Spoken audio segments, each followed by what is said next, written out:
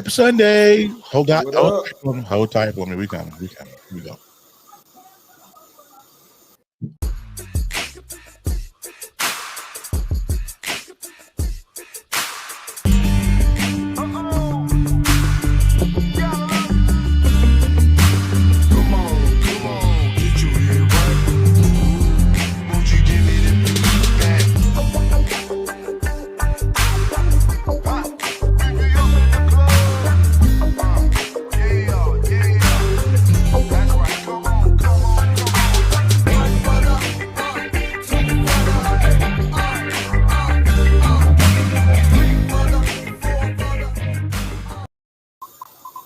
All right, and we back. What's up, y'all? Happy Sunday. What up? Another Rich in the building. Another rendition of the Knucklehead Chronicles podcast live stream. This one is called Do Not Call It a Comeback. I got some background there, but I'm sure it is. Putting on mute from I appreciate it. So, hey, y'all. We missed y'all. So, listen. Everybody that's in here right now, please go ahead and share the broadcast because you do not want to miss this one. I got my guest sitting in the background in the green room. I'm not going to bring him out. You know, it's kind of like that Jay-Z song. You know, if you want me to come back. What's how that song go? How that Encore. Don't call it a comeback. No. That's years. No. I've been Encore. here Yeah, you're talking about encore. What part was that? Can I get an encore? I got an encore. Do you want more? Encore until we ready for him. All right. So the first thing I'm gonna do is, hey man, how was y'all week? Ethan, how was your week, man? I know Man, going through it, but I'm good, brother. I'm here. For sure. Dwayne, how was your week, man? Hey, every day above ground is a good day. So, in the words of Ice Cube, I ain't got nothing to complain about. It's a good day. Nothing. Kevin, how was your week, brother? Other than upgrading your computer? Yeah, I'm gonna ride you all day, player. I knew it. See, even my told we need you back early. We started early. Just give him a hip hop reference and move on, bro. You good? You know what? My week is good. I'm blessed. I got my fiance. I'm good. I'm good with you. She right here with me. So that's what's up. We love it. Hey, Kevin, just do that to him. Just tell him stop hating. But your soul dog. Hey, man. Okay. So like I do every single week before we get started here. Of course, if you guys want to be a part of the Knucklehead Chronicles podcast revolution, you can join us. You want to donate, you can go to patreon.com/KCP podcast 2021. And I have merch at the store. If you guys can see that, it's the Knucklehead Chronicles podcast merch at teespring.com/stores/KCP podcast. All right. Also, you guys can follow us on Knucklehead Chronicles podcast.com. I had to pay that because they about to cut off my access. That thing, yeah, give me my money, lose your website. One of the two. So go ahead and get it. All right. If anytime you want to be a part of the get messages from me, let me go live when we're doing something. I want you guys to text the word Knucklehead to 84576. Text the word Knucklehead to 84576. Of course, also you can follow us. Let me pull up my graphic here because if I don't, you can download us on Tuesdays. We go live on the Live 365 app. Just download the app and go and search for soundmachine.fm. We're live on that particular app Tuesdays at 3 p.m. Eastern Standard Time, just so you guys won't be like, what's going on? All right, and you guys don't know this, but we're also live on Charm Theory Direct TV on Facebook. That's E Digger's spot over there. So we want to shout out E Digger. We are live on E Digger. Yeah, I missed that, man. That's my boy. Look, big up to them cats from Baltimore. For sure. Amen. But with that being said, those are all of our. Kevin, are you ready, sir? Oh, you know I'm always ready. Let's do this. All right, then. That just makes it makes me happy. Let's do it. Get ready, cause it's time for Say It With Your Chest. Only on the Knucklehead Chronicles podcast.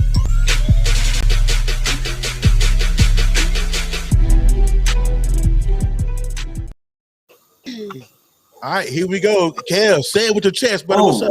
I was in the moment for a second. Shout out to you, Digger, for that one too, yo. Hey, another little issue with saying it with my chest because I definitely got to get this off today.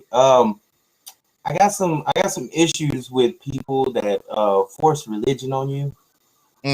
I love my church. My church is I love my pastor. He's great.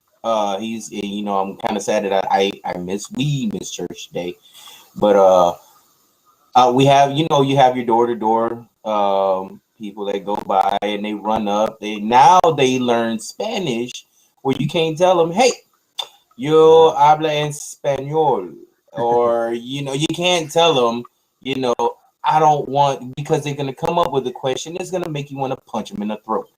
And I'm sorry, Jesus is on your. Tell them how you really feel. I'm just saying. Don't punch Jesus people in the throat. Yeah, I'm sorry. And it's really frustrating because a lot of these religions, they have different views of the Bible, and my problem is, if I have a different view of the Bible, don't force it on me, please. Don't. Like it's very hypocritical of you. One, you're invading my thoughts and how I would, continue my day religiously. But that really grinds my gears when you come to me and say, yes, well, that's not how you're supposed to think about the Bible. Well, hold up, my pastor said something different. Would you like me to get him on the phone for you? It really grinds my gears, guys. Like, so we should change the name. So we should change the name of the segment to what grinds my gears. No, because I'm saying it with my chest, but I'm just telling you. But if you got who we got here? You got something on your chest? On your chest, bro. Nah, man. What's on your chest, man? With it. I'm just mad about the people who don't want to take Jesus, man. When this is over, I want to talk to you about your Lord and your Savior, man. You just said you want to punch the people on the throat. Yeah. Well, Bernie Mac said you could at 2. That's true. The throat of the stomach and the throat of the stomach. Yeah. Nah, but yeah, you're right, man. You don't want nobody forcing nothing down your throat. You just want somebody to present a better option, but it's not about forcing something on you. You want to freely receive things. I get you. Right. Yeah, come let us reason together. I get you, bro. Right. Let's all view the Bible as, the man's handiwork and the rules to abide by for life. But don't tell me I'm wrong when I have a view in the Bible. It's that's not, there is really no right or wrong. It's just it's your opinion doesn't overweigh mine is what it really gets me. But Terry, what you got? You know what? I'm gonna say my chest at the end because I have a knucklehead that I want to talk about, but we're gonna get to that. All right, so can I say what's on? Look, real quick. Yes. Here's what I want to say with my chest, and I wish that some of y'all would say it with your chest, other than other southern parts of your body. I hate when we're in Walmart, Target, wherever, and you got gas. Yeah. It's the most disrespectful thing you could do is pass gas and I smell it. I'm finna make y'all I'm gonna make y'all the same amount of mad I am, because I don't think y'all understand how mad I am when people fart in my space. Excuse me. Pass gas, flatulate in my space. So this is what happened.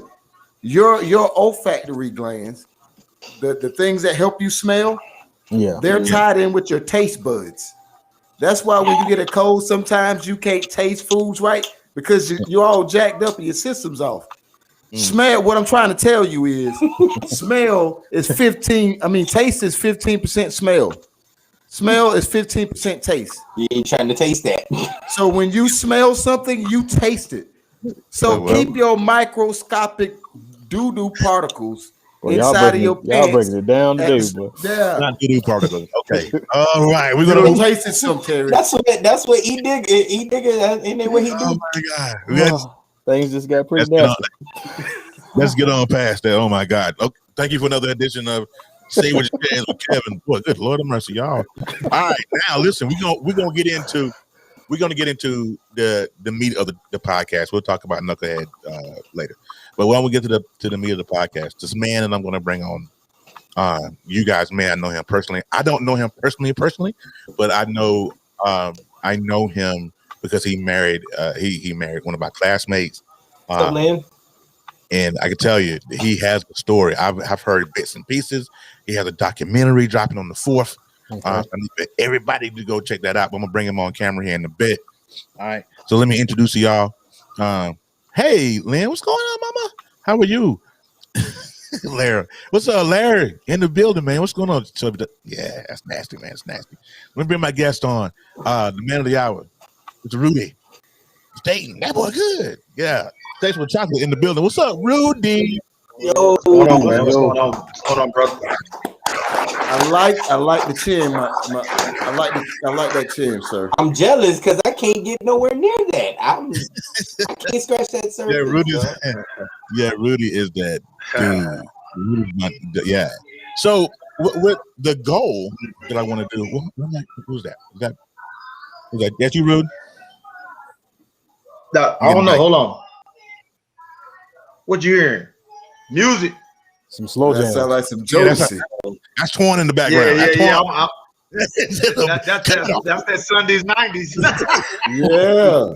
I can hear all of that. I need that. I need kids about to go to bed. That's the side of kids about to go to bed when you hear that slide on. Oh yeah. Hey, looking at sounding good. Absolutely. So the reason why I want to bring Rudy on, because he has a documentary dropping on the 4th called "This Can't Be Life."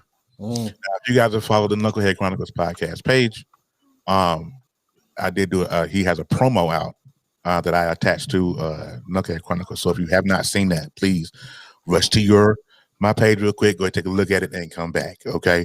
If you have not yet shared the broadcast out, please do. Okay, this is the time that you want to share this. I know you guys know that we come here every week, we cut up, you cut the crazy and all that good stuff. But now we are going to talk about stuff that's going to change your life. Okay. So I need for everybody, if you have not yet, share it, send it via messenger, send it how you need to send it. Okay. But what I'm going to do in this moment is I'm going to open this floor up for Rudy. And I'm gonna let Rudy give a little bit, just a little bit, like I told you in Messenger. You don't want to give them too much, or they won't buy the doc. But you definitely want to give them something to kind of nibble on. But can I say something? Huh? It don't even matter if they buy it or not. It's more about somebody hearing it with me. I know that's right. Well, you know what? Let's do it then. I promise you. Let's start out. Come on back. That's why God gonna bless you, sir. That's it. Like I push you because I want to touch somebody. So whatever you want to ask, anybody want to ask. Hey, he told me a message, and he said to keep it raw. And so trust me, you in the right space now. These boys are they straight raw. So Rudy, what do you want? Where you want to start? What do you want to start, sir? I mean, I just want to I guess start from the beginning, man, because the name of the documentary just can't be life, because I'm saying this can't be life to survive it, because most people go through it and don't survive it. And I'm saying this can't be life because where I'm at now. Like, it's almost unbelievable. So it's kind of like a two-sided thing. You know, you got the bad of it, but it's the negative, but I made positive out of it. Exactly. So what exactly happened at this little kid from Piney Grove? What happened? Where did it start? Where did it start? Man, we came up pretty good, until my pops passed away when I was 1. My pops, I didn't really get a whole lot of. I just know he was a hell of a hell worker, and we have no insight of what was going on with the land and the property, because my dad owned like in Morrisville, so she didn't have no knowledge of what was going on. So we got shifted to Piney Grove, and once we got shifted to Piney Grove, things changed up dramatically. You know what I'm saying? You in a space where it's a club right up the street, and basically my life just changed. Because my brothers were out the house, 3-bedroom, 1 bathroom, 9 us in there. But I'm in there with all females. 2 of my brothers, but they ain't really there. So, I just got exposed to a lot of stuff. I mean, you go up the street, you see people getting money, and you poor, and you come in the house, and the lights might be off, whatever. Just you got grasped by the, your environment,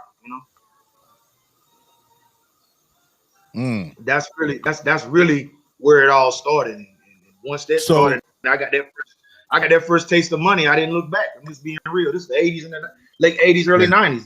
Crack 80s, money, you know? Yeah. Fast money. Crack money was fast money. So you were in the era, you were in the hardcore era where let me ask you. Okay. And I do get this question a couple of since we brought up that era. How much did the music industry really influence that that type of lifestyle for you, others around you? I would say others maybe with me, it was the visual. You go up the street and you see your cousin with $50,000 at 18, like that's visual. The music was, you know, I mean, I can't, you know what I'm saying? The visual outweighed the music for me. The other cats may have, I don't know, I call them. Yeah, it wasn't, you know. Yeah, that was just that's why you was having fun while. So it didn't have no influence on what you were doing, but other cats, it was more, you know, I would say back then it was more music that was going in a lot of different ways instead of how the ways going now. So you had your Public Enemy, your De La Soul, and your NWA, and you know what I'm saying, your Scarface or whatever. You got a variety of music. You know what I'm saying? I would say it influenced some, but when they were saying "fuck the police," they were saying it in a way that they meant that, because how we were brutalized in the era that we come from, we were incarcerated, you know, disproportionately, blacks and browns. Everything was set up for that, even though what we were doing was wrong, but still, you didn't deserve no 10 to life sentence for no 50 grams of crack. You know what I'm saying? It's just, yeah. First time offender, you don't deserve that. Bro, let me go back to the crack for a minute though. So your motivation was to get the money, obviously, right? You saw family, you saw friends, you saw that you could make the money, so you want to get it. Like, tell me some of your earlier goals when you got in the crack game. What did you have? Did you want to get that 50,000? Was it a car? Was it rent paid? What was your first goals? My first real goal was to get DJ equipment because I wanted to make more money. I always want to make more money, but it's like the lack of education that we had in comparison to now. You could just Google stuff and find out everything. Nobody back then was telling you nothing, or do this with a business, or do that with a business. It was just, we just get, you know, hell, I just want to have a good time and just not be poor. You feel what I'm saying? Like, that's really where I was at with it. And by the time I learned what to do with the money, it was too late. You know, you make some bad investments with this person that's saying it for you, and that person when they really ain't. And next thing you know, bam, you get slammed by the feds. So, you know, did you have a point where you felt you was too deep in there when it got past the music equipment, and now it's like this is the only way I know? I started when I was 12, so I was just holding things for my cousins, right, and they would pay me $100-$200, but that was a lot of money, man. We go play Pac-Man, we balling, you know what I'm saying? So you know what I mean, and it just kept growing and growing and growing, and before I knew it, you know, you surpassed them, and by you being the underling against them, that's when the jealousy starts. And he doing too much, or he think he did. So I buy one car, I buy 3 rims. It just, you know. What was that? Was that the first thing that really got when the game really turned for you, when you saw the nature of the people? It was the downfall. It was the downfall, because you watch family turn. You watch the people that showed you how to, you know, maneuver in this game turn on you. So everything went south. Everything went south. I didn't never, on God, I just want everybody to eat, because I would tell people, like, I might fall off the mollet. You need to get on. You know what I mean? I might have to come to you. That was just my attitude. I want everybody to eat, and I'm still that same person.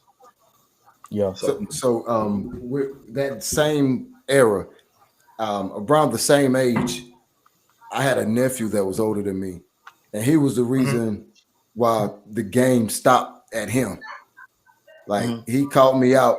I was 13 maybe, and the final straw, I stepped up from trying to serve a couple nickel bags and dime bags and selling serving a little bit of 8 balls, and he got wind from a J, and your little uncle over there, and he whooped me, took my money, took my dope, and sent me home. Like, did you have anybody in your circle, or did you see that, or was it everything, hey, it's better over here than any other option you got? I mean, I'm gonna be honest. I told T I was gonna be honest. The craziest shit, and it's terrible. And I mean, I'm probably gonna face karma for the rest of my life for it. It's me serving my family members. You know what I mean? Because none of them cared. Like all of us about, oh, we heard you got the best flavor. So my thing was, instead of you going over here to get this front from this other dude, and he ready to crack your head, just come get it from me. You know what I mean? Yeah. So you know what I mean? It's just how it went. You know what I mean? My heart weighed heavy because I see the effects now, and I saw it then once I got incarcerated. So my thing is to get out and try to correct as much as I can. You know what I mean? Right. And So bro, I'm hoping it stops with me, but I don't know, man. Everybody, you know. Yeah. Of course, like you say, no judgment on that. For you were doing what you literally had to do. But like, at what point did you get to like where it started getting tough to serve your family, to serve your community? Like, when did that just like wake up in your head? I mean, I know early on you just getting money, but when did that really like? My last 6 months on the street. My last 6 months on the street, I knew it was over. I knew it was over because I see the police and they wouldn't pull me over. Like, we already got you. You know what I'm saying? Like, I go to the Waffle House. It was like this little see-through screen back then, and they be sitting back there, the narcs back there. They just looking. I'm in there paying for everybody food at the Waffle House on some crazy dumb shit. Young, wild, 20 years old, don't know no better. But you know, we got you. Don't worry about it. So I started feeling it, and I started watching my health fail. I'm drinking more. I'm partying more. I'm around more fake people, not realizing they're fake. And then you wake up one day, and then you get the knock, and it's over. And once I felt that, then honestly, it was like a relief, bro. I like how you put that, bro. Yeah, like you might have slept better now that it's off you. Now that it got you, it's over. Bro, I'm being straight up with you, brothers, man. Like, I don't regret not one day in there because I would not be where I'm at right now. Yeah, yeah. So let me ask you that. So in your promo for the doc, and you said it hurt me to my core. My heart was in my balls. What you is the word you use when you got out of there. When you got out of there and there was nothing. What was that feeling? Because there's everybody has a certain moment in their life where it just changes. And it's like when Ephraim asked you, when did it click about about serving your family and community? Yeah. When you came out of there, first of all, before we get into that, how long? Okay, when did you get popped, and how long were you in? I will ask that. That's because I'm curious. It was 1997. The state government had it first, and then once they grabbed like 42 other people that was willing to cooperate, the feds grabbed it. So when the feds grabbed it, they upped the charges to 10 to life. So I got 10 to life. I got sentenced. So I left in 97, and I came home in 2007. Was that your first? You did say 42? That was my first one and only offense, not even a speeding ticket. You did say 42 people. Is that 20 behind you? Tell her to have a seat on camera. Yeah, that's fine. You tell her to have a seat on camera. No, because I'm going to shoot her a shout out in a little bit. So I need her to say that. Hey, classmate. Yeah. She couldn't hear you because I got the earphones on. That's all. I love her. That's my sister for real right there. I promise you. Okay, so let's do this. Okay. No, actually, he was saying 10 to life. 10 to life, yeah. And that's minutes, Rudy. That 42. How many were family, bro? Out of 42, we got too many questions. Hold on. About 22. Too many questions. Okay, so over half. Explain 10 to life, the sentence. Just 10 to life is a mandatory sentence. First time offender under the feds back then. Now they changed laws now, but back then it was, if you had 50 grams of crack, it was equivalent to 5 kilograms of powder. And you get the same sentence. So my sentence as a first time nonviolent offender carry 10 to life, meaning starting at 10, it could go to life. They can go. So your hands is kind of like in the fate of the prosecutor and the judge. Really, the prosecutor, because the judge is sitting there just whatever. Yeah. And it's all it's a money game. It's all about how many How many? I'm sorry, I gotta keep it real. How many niggas can we bring in? Hey, but the DA was black or white? Just curious. I ain't trying to turn no race card. She was white. I mean, you know. Okay. Now let me ask you this. In your neighborhood where you grew up, how many brothers you saw in the street pushing powder? It was more people. It was really more doing than pushing. But then we was like the first. White we was folk like having that power. we was like the first point. We was the first wave of the federal government, like really coming in my neighborhood. So I was just trying to tell them, like, bro, this shit is serious. Like 50 grams of this shit get you, you know what I mean? Like, but everybody was like, you know, they ain't seeing it because you get caught up into the wave of the lifestyle, and you know. But the thing what you just said, my brother, I can't on my screen I can't really see, but I know you got the green background. But I want to say this: it's the same. It's the same disproportions now, but they're giving them a go through with the opioids.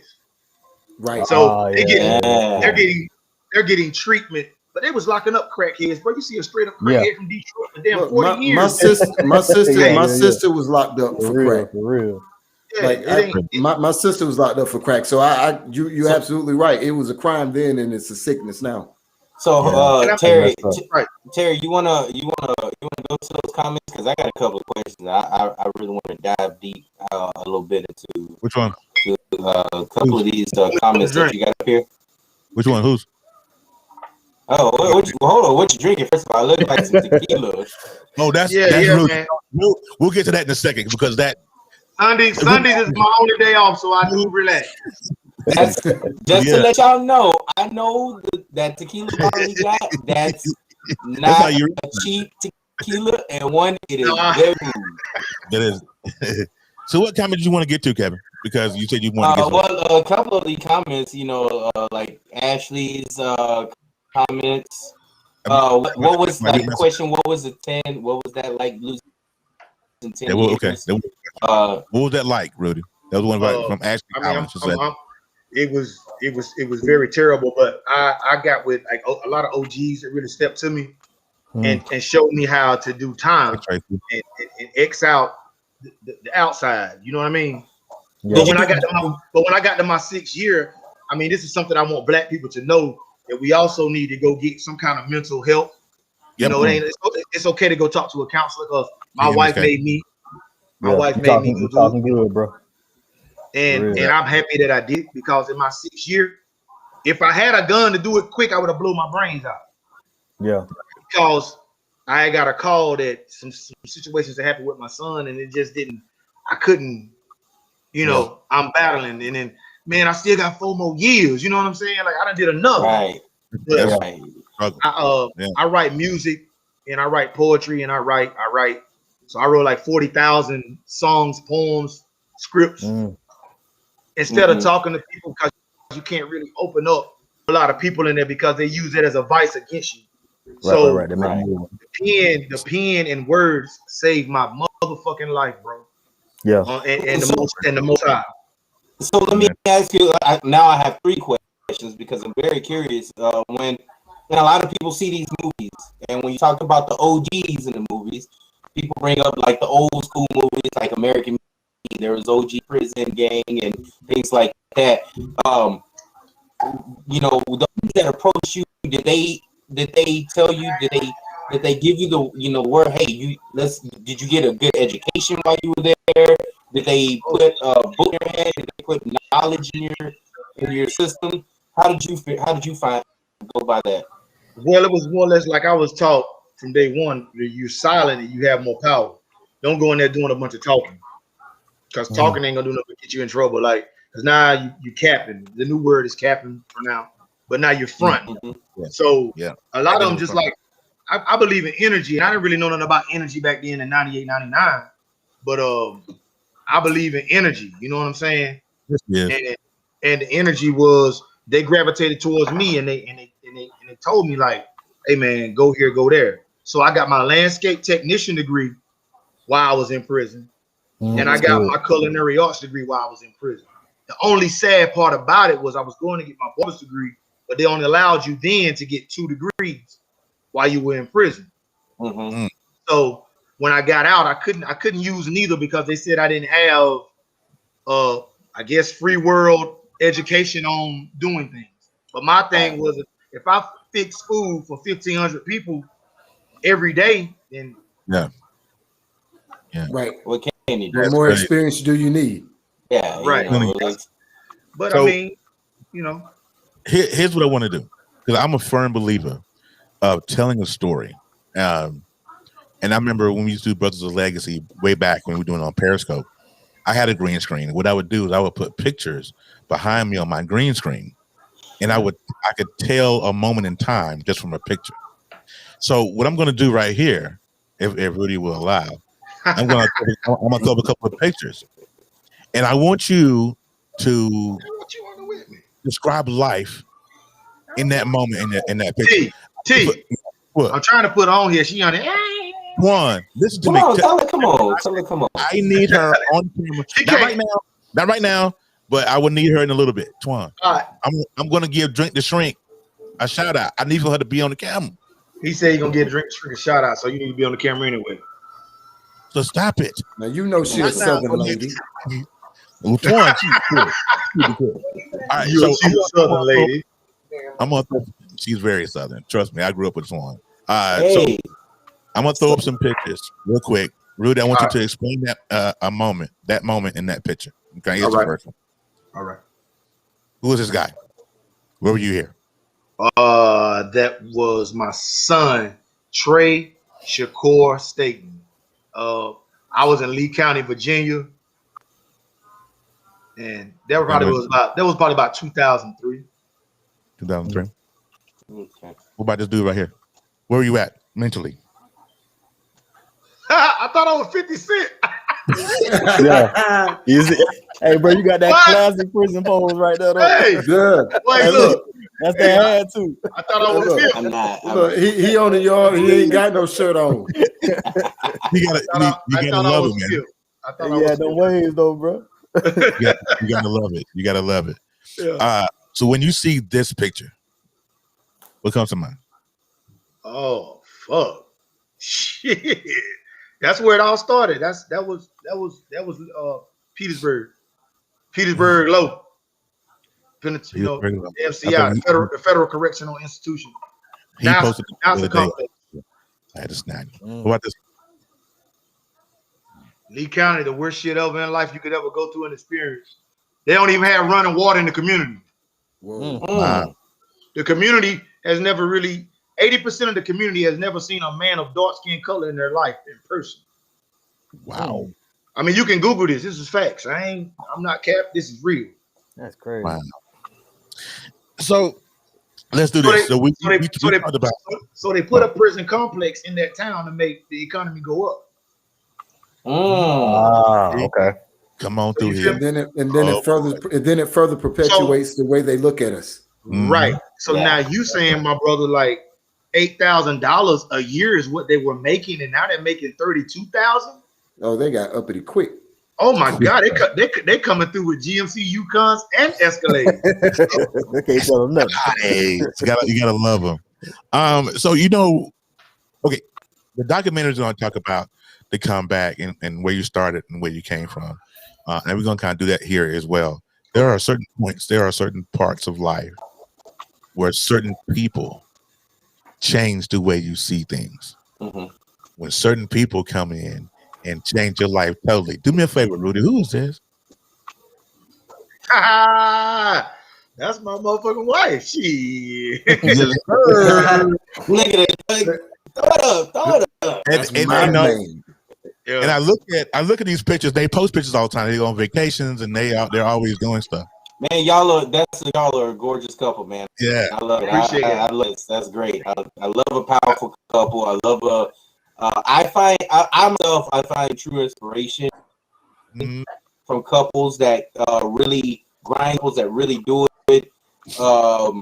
Okay, so a question for you and her, just to mesh it together. How long? Well, first, how long have y'all been together? Oh, we've been together for 6 years. Right. Okay. Sounds about right, yeah. So, And married 5 because we knew what the hell was going on the first. But no, Rudy, tell them where you slept when you first met Twunk. Hey, see, this is the thing. When I first met my wife, and I want to clear this because we got to clear this up a little. So when you say I slept on the floor, I was on the floor. Okay. But I was in the process of moving out of the house because I was gonna go to Atlanta. I gave up on my area. But just by you telling a woman that's a registered nurse, right, sleeping on the goddamn floor, yeah, they ain't gonna come on there and fuck with you. Nah. Yeah. I mean, I had a nice. The house was nice. I had a couple of cars, paid Lexus, whatever. But I just kept it real, man. I just feel like if I'm telling the truth. Fuck it. I ain't just I'm going all out. I told the truth. Next thing I know, here she was on the damn floor with me, goddamn every night. She already done laid claim to it. Yeah. So what's your true inspiration? What type of inspiration does she provide to you as a sole individual? That's the question. Man, it was this. I want to hear this. This right here is I don't even think she even really realized this. I always promoted parties and DJ and how she came through like and always was fresh and fly and showed love and shared it. That right there meant more to me than anything. That was like a defining moment before we got married. And then since we've been married, she's always supported me like in everything that I believe in, even if it's I think real big and out of order. You know what I'm saying? She thinks more compact. I get it, but I'm the one that thinks, you know what I mean? Baby, I go all in. If I got 10,000, I'll put 9,500. That's just me. And I'll put in 1,000. Yeah. but that's that balance though. Yeah. See, that's what I wanted. That cluster. It's that she literally spoke your how do you say it? Your language love. She spoke your language and you hers. So that's great. That's awesome. It sounds like he's this massive energy, and she's the focusing of that energy. Right. It was like you need everything he brings to the table, but baby, just a little bit. It's like you have a gun. You're the gun, but she's the aim. She's the one that hits targets. She helps you hit the target. That's great. That's wonderful. I love it. Torn, this bud's for you. Let me ask y'all though. Did early on, whenever, did y'all ever have moments of doubt that y'all make it though? Oh, of course. I mean, but can I say this though? This is what I'm gonna say. This is the realest shit ever. 85% dopeness, 15%. But it be the most simplest, dumbest shit that I can say, and I can honestly stand on this shit right now. Yeah. In this 5th year, we've got past it. It's like I can kind of see where she kind of, you know what I mean? Yeah. Oh, let me step off. Let me go head on and ride out. Let me put my music on. Let me go to the basement. Happy I got a basement. Yeah, I want a basement, man. I want a basement. She has her own spiritual room. You know what I'm saying? So we kind of do it that way, man. But I mean, overall, man, it ain't no griping and I'm gonna fuck you up and none of that crazy shit like that. And the 2nd year was our hardest year. Second. I don't know why. Push that for me. What made it so hard though? We bumped heads. It was comprehension because our communication has always been really well. Mm-hmm. But he's more sensitive than me. You would think that would be like vice versa, but I had to be more loving, more understanding. I had to choose words that he could relate to, and we had to do all this through counseling. That's why we encourage married couples to go get counseling. Even before, even during, you're gonna need that because I'm telling you, that just made our bond stronger. We knew that we were not gonna get divorced. We knew we were not gonna end it. We are in this till the wheels fall off. So we just gotta put forth that work. It's like you go in and do 8 hours a day and you put forth that work. You gotta put forth that work when you come home to your mate. So many people they stay away from that counseling. What made y'all in year 2 go against the grind. Like a lot of black folk don't even go to counseling 50 years in the game, and y'all were there year 2. How'd y'all do that? Well, with me, it was like I wanted my marriage to work. Yeah. Okay. We wanted it to work. Yeah. And I understood, like, I am sensitive because I'm sensitive to somebody that I love. Right. So I take it. If you a hater, I don't care. You know what I'm saying? Right. But you're my wife, so I really care what you think. It matters. So it matters. And I done been through so many heartbreaks with family and just with the BS that I felt like I needed to identify with some of my personal issues. And prison really it done a number on it did a number on him. Yeah. So psychologically, she had to mold you, kind of bring you back to, you know, the relationship, and you know that it was it that type of feeling, you know, when y'all in year 2, like, did you feel like that was part of the issue, like she had to mold you, and were you willing to be molded? It was both ways. Yeah. It wasn't one-sided. I mean, she ain't perfect, bro.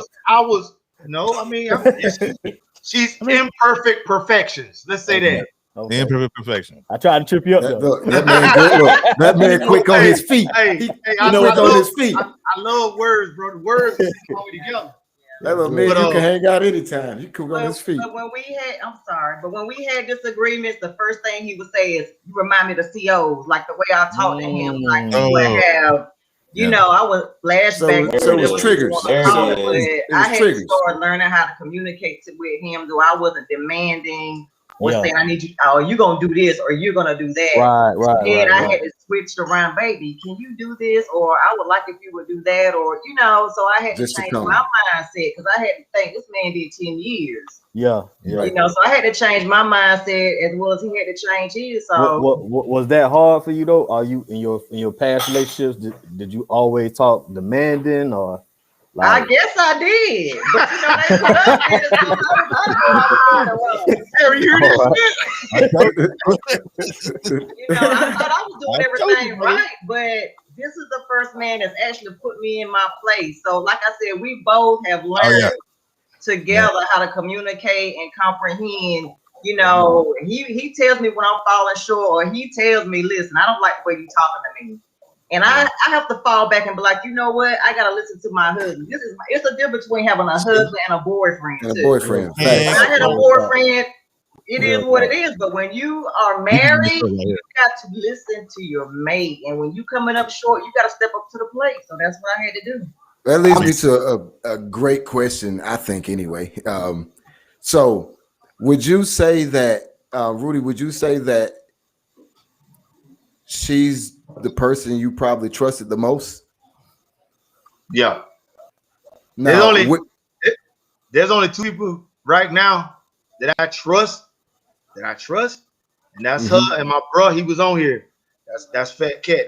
I did time with him. Like, it ain't nobody other than that. Right. I don't even I don't put nothing past you. So what does that mean moving forward? Like, how does that empower you moving forward, knowing that you got somebody that's with you? Like, I know it's hard to look back because you said 42 people corroborated and worked with the cops and over with the DA.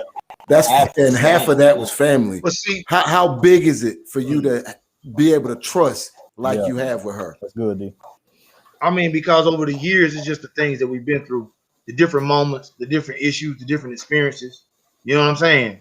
That's what, and a lot of people be like, oh, didn't they do this shit? Oh, well, y'all was only together for a little over a year and you got married. Well, goddamn shit, we damn near 40. You know what the hell you gonna do anyway? So she had a career and I was going at my career. The thing was, I was going at my career. I was going to be a barber. She pushed that envelope because 6 years after. I was this close to just honestly going back to call the plug and go back, to be straight up with you. And he considered it while we were married. I mean, it's times, man. I mean, people got to be real. But you know, that's not an option. He's a prettier version of Tracy Ellis Ross. Hey, Rudy, how would you in a marriage? How would you define trust now? Like, what trust? Like, in your own definition, what is trust? if I had to really look at it, man, I'm the first one he gonna call when he tell me something that it's not gonna give. See, I can't even see that. I can't get it. Yeah. I mean, I'm there through thick and thin, sickness and health, all that. We have secrets that nobody else will ever know. That's between me and my husband. Keep speaking that. Keep saying that, because I'm glad my fiance right here laying on the bed is watching.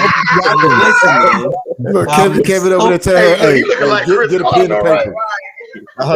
You look just like my father. So listen, before we get to the end of this thing, I just want folks to understand. See, if you've been in here from the beginning, you heard the bad stuff. Now you're hearing the good stuff. You see that look, the one sitting beside him. See, I grew up with that one. I know. Wait a minute, she was. I thought you like 6 years older than her. You can't be her classmate. I just thought about that. Dwayne, shut all the way up. We graduated together. Same class, was in the same what's that health class? I forgot the name of it now. So there were times throughout her life before she even met Rudy, the struggles she went through that we had conversations about. Like, okay, yeah. And so I am so when she first told me she married Rudy, when they first got married, I was so ecstatic and mad at the same time. Because by the time they got married, I think I was in Chicago. Yeah. And so I couldn't come. And I was like, I'm gonna get y'all for them to get married. Y'all should have waited until I got down there. But let's talk about the good stuff. Let's talk about the empire now. Let's get to that. Let's see. Hold on, let me get my mouth on a trip. My mouth on a trip. I don't know why my mouth is tripping. Here it goes. Okay. This one. Please, Rudy, tell the people what CEBL stands for, please, sir. It's a vision that came from me being incarcerated. It's Cutting Edge Barber Lounge. Mm-hmm. And we want to create an atmosphere where you can come and get groomed as men's a men's place. You know what I'm saying? And we're expanding it. Me and my cousin Larry Harrell, it's my first cousin. Gotta shout him out. You know what I'm saying? We're doing this on a different level where you come in there, get your cigars, play pool, whatever. That's what we're going with it. I like it. Yes, sir. And he's a master barber. He's not even telling you that. Can we put up Richard Fay comment? Can you pop that, man? Because that was one of my things. I'm really that's a true inspiration. Like, he's not lying. I really follow that. Hey, I appreciate that, man. I don't even know. I appreciate it. You know what I mean? And I appreciate that. You ever here with it, bro? Like, I mean, like, from where you came from with it, you ever it crossed your mind that you be inspiring people with your story? Nah, because I didn't even want to tell it. This is the thing. When Terry said, Rudy, Terry, this is what Terry said to Joe. I said, Terry, go raw, go gritty. He was like, nah, they don't want to buy the documentary. To be honest with you, I don't give a fuck if they buy it or not. It's about me touching one person. It's going to change their life. It ain't even about me. You know what I'm saying? It's about, I want somebody to hear this, man. You know what I'm saying? Yeah. I just want somebody to hear it. And when I say this, that's good. That's good. And Richard, I don't know if you don't know this, but Richard is in London, UK.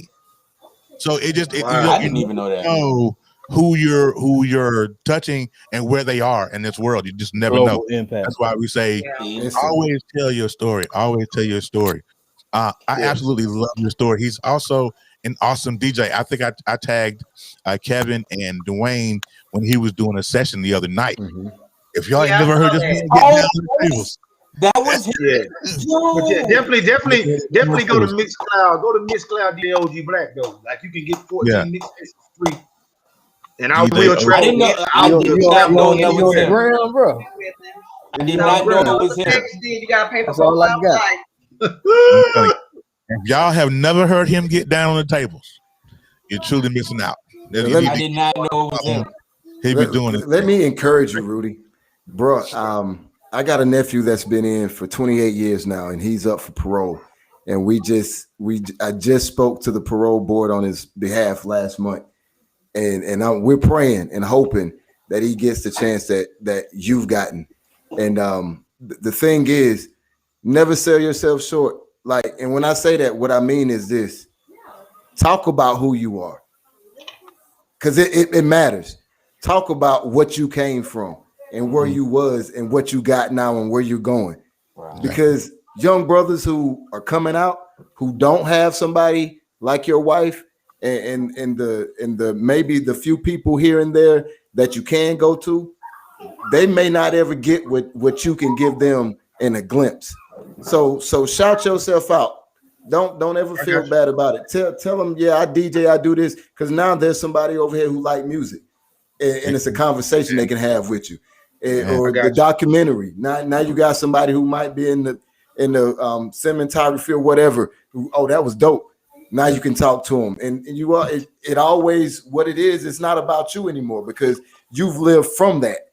So now you can reach back and snatch people with your story. So always brag on who you are. Big ups, bro. Like real talk. But you know what's real quick, I just goes along with what they're saying right now. I wanted to ask, have you actually had the chance to like as an OG, and I'm gonna say OG respectfully,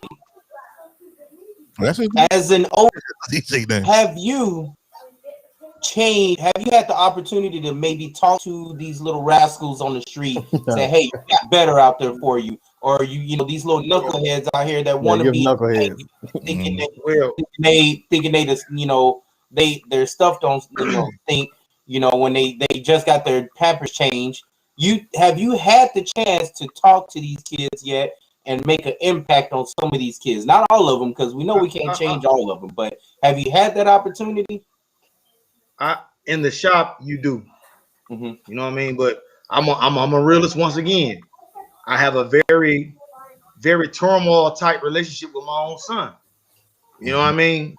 And that's the most damaging thing to a person, to a man's soul. Because he doesn't even have to go the route that he's going, but he feels like he has to go that route because he's been taught. Right.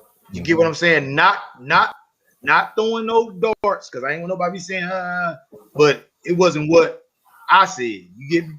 I created lanes for my son to make money legitly, and he just, he chooses to just do different things, man, and it hurts. But I have changed at least 3 or 4 lives that I know, and I see them in college now, and I mean, I silently clap because I'm not the type of person to go and I just fed the homeless, and I'm not that person. Oh, that's I fruit, just bro. do it and we keep moving. That's fruit. That reproduces itself. right, Everything you did in those 3. Yes, sir. So I definitely feel you, bro. Like every chance I get, I speak to the youth. Every chance. They sit in my chair, I talk to them and tell them, you do not want to be me. Learn from my mistakes. Be wise. Look at me. I lost 10 and I gave him 5 years probation. I'm here, but Lord knows you don't even understand what it took from being homeless, sleeping in cars and vans and truck stop showers and bad relationships. You know what I'm saying? Yep. Like, been there, done that. Nobody get it. Been there. We all, you know what I'm saying? So just to be where I'm at now, I'm happy, man. Okay. So what I want to do now, before we get into Knucklehead of the Week, I want to shout Lynn Latoine out real quick. She's sitting right there beside him. For those of us who are in the market to lose weight, if you want to lose weight, this right here, drink the drink with Linya. All that number. All right. She has. I was let her tell you about it. Lynn, tell us about it, because I've been meaning to buy some from you. He want to know about this shit. Man, this shit. Hey, boy, you lose weight like you on crack. I need. Hey, can I get some crack in the bottle? That's a plug right there. That's a plug. Can I get some crack in the bottle? My wedding coming up in July. Can I get some crack in the bottle? Hey man, no lies, man. I'm gonna let you on crack. Wow. You got to hit her up. You got to hit her up. I'm gonna let. I mean, and I'm being real with you. I was optimistic. It works, bro. It works. Yeah. I'm down from 210 to 197. Ooh, I need to get on that. Yeah. I'm telling you, it's all natural. It doesn't have any caffeine. So basically, what it does is it cleanses your colon. So basically, you're gonna drink this on a daily basis. You get a 7-day supply, and it does help you have frequent bathroom visits. Which means is you're gonna lose that bloating, you're gonna lose those inches, and you're gonna have more really like the cause to the weight. A lot of is the colon. Yep. Yep, because I was having trouble losing like that last 10 pounds, and I was always bloated. So that's why I started drinking it. And once I started drinking it and I saw how effective it was, then I started promoting it and started to be a distributor myself. So it does work. I have customers that no longer take their blood pressure medicine, customers that are diabetics and their A1Cs are regulated. They don't have to do the insulin anymore. And I had one client to tell me he had a fatty liver. He just went back to the doctor and his labs tag, he's good to go. So I support it. Y'all better start cleaning. Look, y'all better shrink to drink to shrink. Hey, go out and get you some drink to shrink and get that blockage that's holding you down up at you. Come on, shit. Yeah, shit. You better preach, boy. All right, I need to holler at you because I need to lose weight before my wedding. Hit her up. Yeah, seriously, you need to. Hit her up. It's for me to lose it because you guys have testosterone, which is another good thing for you. Weight loss is very easy for men to lose compared to us women. So he's dropped like 20 pounds. I would like to say I can drop that because of my dad's good genes. Thank you, Daddy. So, but yeah, I definitely got to hit you up. I really want to do that. That would be something I want to invest in for sure. Yeah, she's good. And I do ship, so yes, if you're interested in it to you, I can ship it to you. Dead serious. All right, we gonna link up. All right, you guys. Before we get into Knucklehead of the Week, so Rudy, what we're gonna do? We're gonna get into Knucklehead of the Week, but you're gonna close out our show. So while we're doing Knucklehead of the Week, you're gonna end with guest final thought. So while we're doing that, be thinking of that, and me and Dwayne got some Knuckleheads for the week, man. We got some crazy people. Man. I want to hear. I can't wait for this. I got the honorable mention. Hold tight. Let's see. It didn't play. Now it's time for the Knucklehead of the Week with your host, D Good.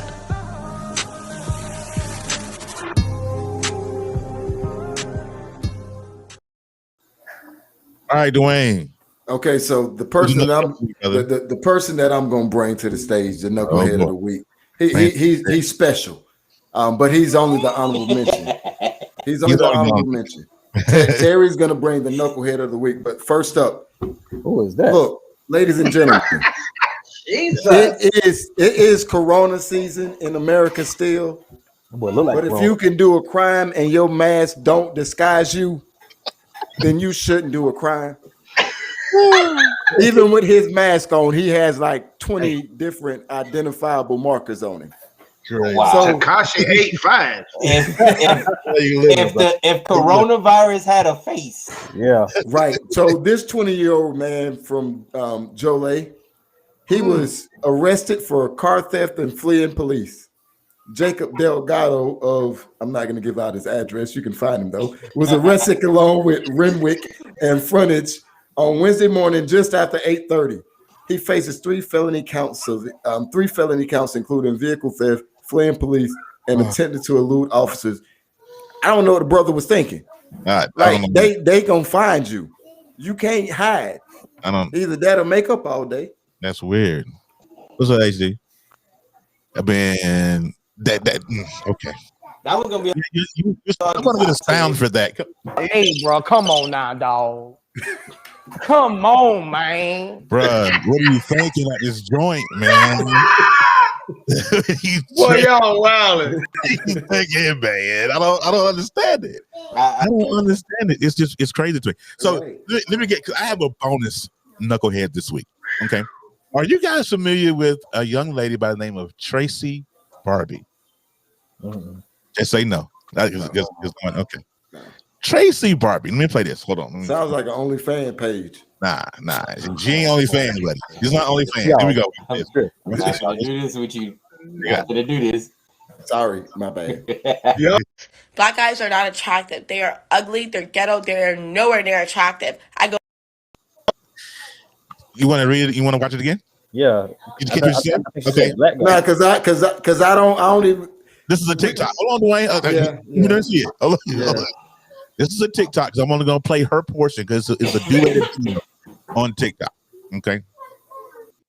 Black guys are not attractive. They are ugly. They're ghetto. They're nowhere near attractive. She said black guys or fat guys? Black guys. Oh, man, I'm fat and black. Wait a minute. I'm offended. And the reason why she's Knucklehead of the Week is because that particular video went viral on TikTok. And so everybody's duetting it and stitching. If you know anything about TikTok, and I know Kevin's on there, you can duet and stitch a lot of these videos. But this young lady in particular, does anybody watch Catfish? The show? Yes. Mm-hmm. She was on Catfish. And she was also on Dr. Phil because she is, but they think they qualify her as being mental because she dates, she dates Caucasians, and that's fine. I'm married to a white girl. You know what I'm saying? So, but to down my sisters and brothers, that's a little bit nuts. And so please believe that TikTok went absolutely nuts on that video. And this particular video, I watched this one guy's response, and he said, she should be careful. Yeah, that's it. Looked like a thing. I don't want to become what, because that makes her a super easy target. And although she might deserve it, she's still a sister, and even in her ignorance. Oh no, the black delegation thinks otherwise, brother. I know. I understand, but maybe we shouldn't perpetuate. I don't know. The black delegation would actually like to make a trade. We've been trying we would like to trade her. Trade her. Yeah, we're trying to trade. We would like to trade it to the Asian community. They declined too. They declined too. Look, if I won't save right now, you know how many jokes I could come up with, and I ain't want to do it to her. Y'all let her live, man. Let her live. But see, you know what? Real talk. She is a clout chaser. That's what she does. She does it. You can't chase clout with the crooked wig on your head. She's doing it. Don't do it. Don't do it. The title of that TikTok, that video was that she said that she goes for looks. Now her boyfriend, his name is Jeremy. He looks like he's been smoking those opioids for about 10 years now. That's how he looks. That's her flavor. She cannot do that. You cannot have two struggles. Pick one. You ugly and you broke. No, pick she a won't struggle. She won't. Y'all let her live, man. She won't. Let her live, Cam. Let her live. So for that, hey, look, your daughter gonna hear this one day. So for that, she probably watched you, bro. Come on now, dog. Come on, man. You tripping. I'm not sure what you're doing. All right. Nigga brought Boosie in that mother. All right. So we're going to get ready to get out of here. But before we go, I want to let Rudy do the guest final thoughts. Tell them what your final thoughts are, how folks can reach you, and hire DJ OG Black. If y'all want to hire him, he's going to break it down for you. But Rudy, you get the floor. All right, man. DJ OG Black. You can hit me up at 704-449-5205. Please text, because I do not answer calls that I do not know. And you can also reach me at Willie Staton 83@gmail.com. You know what I'm saying? And my last thoughts is, man, I'm just proud to be amongst other black brothers who got a platform trying to really make a change. And my whole thing is to make a change for somebody, man. I just hope it touch one person, because I really look at my life like I ain't even supposed to be here right now, man, but I'm here. Yeah. And I'm gonna enjoy every damn moment until I go. You know what I mean? And I'm trying to show that it's a flip side to the side that they glorify. They glorify all the, the money, but nobody never talks about the other side. Mm-hmm. And the other side needs to be talked about, because we all know, once somebody go to prison, he's left. Mm-hmm. Your family pretty much don't care about him unless they feel like he got something out here that they can get. So a person needs to know, man, just because that person is in there, don't throw them away. And I got thrown away by a lot of people. I'm not saying everybody, but a lot of people. And still, when I came home, they didn't believe. Now I'm where I'm at. Everybody feels like you owe them something. I don't owe you shit. I did this from my mistakes, my sacrifices, and my consequences. And I'm speaking from my mistakes, hoping that it would change at least just one. I don't care, just one. Just one youth, just one black. you 35 and up, I ain't talking to you because you ain't gonna never get it.